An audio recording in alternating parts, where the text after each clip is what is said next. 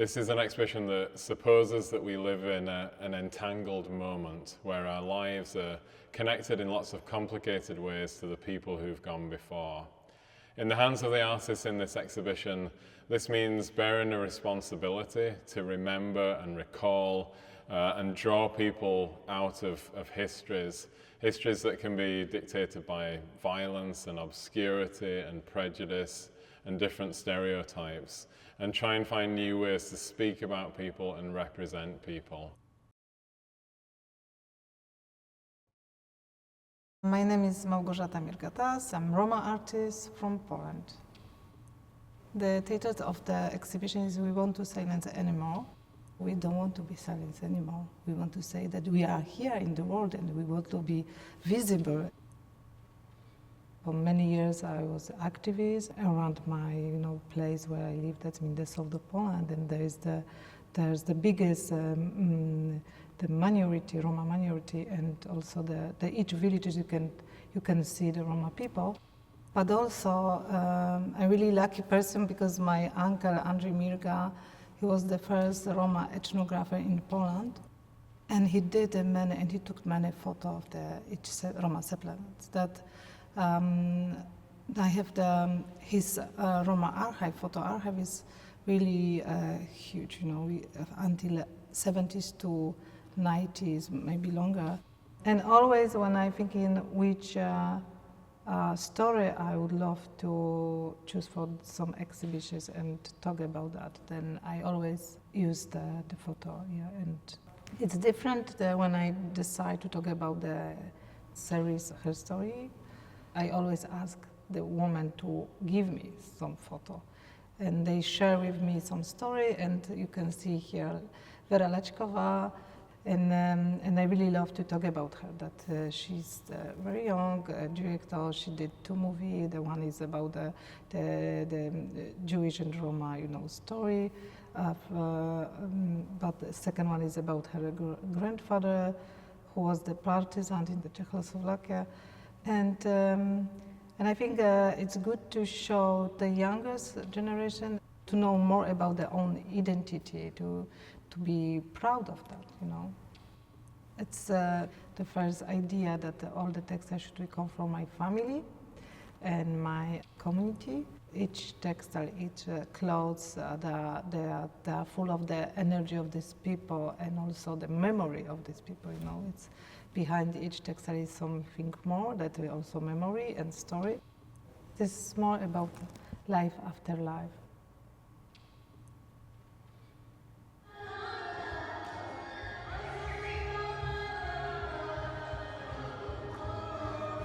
We are MADEYOULOOK, an artist collaborative made up of Nari Mokhoto and myself, Molemo Mwilwa, based in Johannesburg, South Africa.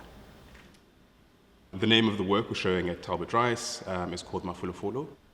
It is primarily a sound work, but also has 2 landscapes, which are in reference to some land features in Mpumalanga, in South Africa, where we've been doing quite a bit of research for the work.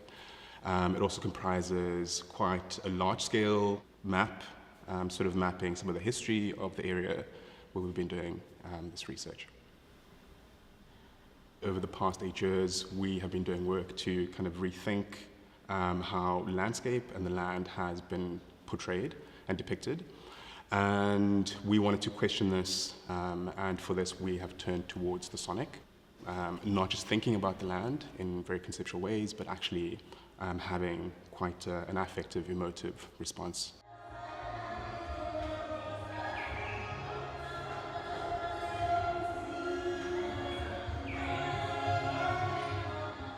It's really informed by this group of people called Bagoni, who were a loose amalgamation of people in the northern part of South Africa, at least until around the 1850s. And this group of people had some really interesting technologies for working with the land and growing food. And because they were so good at growing food, really fed the entire region. But it also meant that they were attacked in periods of instability. And so certain groups of Bagoni would kind of be pushed out of their land then try and resettle, remake themselves, rebuild themselves, often using the land as a way to kind of recenter at their belonging. And each time they had this capacity to work with the land to rebuild themselves. And so they're a kind of inspiration for a lot of the ways we are interested in thinking about what it means to repair social concern, social separation from nature. As a people who've done it over and over again, there are people we can learn from. Mafulafula connects very much with the broader theme of the show in really thinking about the knowledges we're given by our ancestors, in a sense. And I think we see this as a kind of global inheritance, that there is a history of people who have faced sort of disaster and destruction before, and worlds have ended before. And what we see when we look at the history of Bakoni is that it's possible to rebuild again. And so in the upstairs area, you see us really asking ourselves questions about if we don't use the standard strategies for seeing the land that we have been given through landscape art, what are our alternatives? And it's kind of an invitation to the viewer, to the reader, to think with us about how might we reimagine the knowledges we've inherited for rethinking our relationships to nature, in a sense. My name is Kang Seung Lee. I'm a multidisciplinary artist from South Korea, and I currently live and work in Los Angeles, California. I've been making works about queer artists of my former generation who died of AIDS during 1980s and 1990s epidemic, which was very global. My multidisciplinary installations usually are site-specific, where I try to bring the local histories into the installation. So I was able to collaborate with the museum staff and also the archivist at Queer Archive in the city, and we were able to identify and locate important locations in Edinburgh that are related to the queer history. We were able to collect plants, flowers, and we took pictures of these sites, which were later translated into drawings and watercolor, and all became part of this large installation.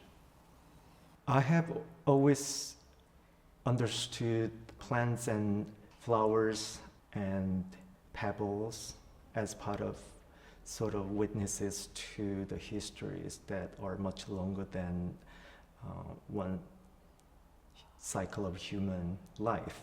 And I think that the idea of these plants regenerating through many generations, one seed will bloom, and then the next generation of plants will be born out of that. And sometimes when the conditions are right, they bloom immediately, but other times when the conditions are not right, they will skip generations, they go dormant, and eventually when things are right, they bloom again. And that idea has given me a lot of space to think about how human histories are also written depending on the conditions that we live in, and how marginalized communities have to endure many difficult times. However, eventually there will be opportunities for us to write and rewrite those histories as well. In the mezzanine we have work by Amol K Patil. This is an installation called Who is Invited to the City, and it takes its title from a video in that space, which is telling the story of the many workers who came from rural India and moved to the city with the hope of finding brightness and light within their lives. It's based partly on a mythical story of a god who became so hungry they reached up to the sun, mistaking it for an apple.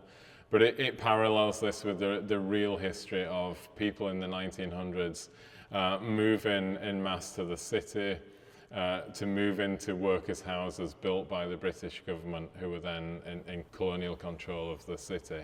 Historically, people assigned by their caste would be given very difficult jobs in the darkest of spaces. And Amol is asking us to sort of think about these daily realities. He's written a poem inspired by his father, who was a socialist playwright, and that speaks to hunger, to waking up feeling tired, to going to bed feeling tired, to that mundane routine that can come with extreme poverty.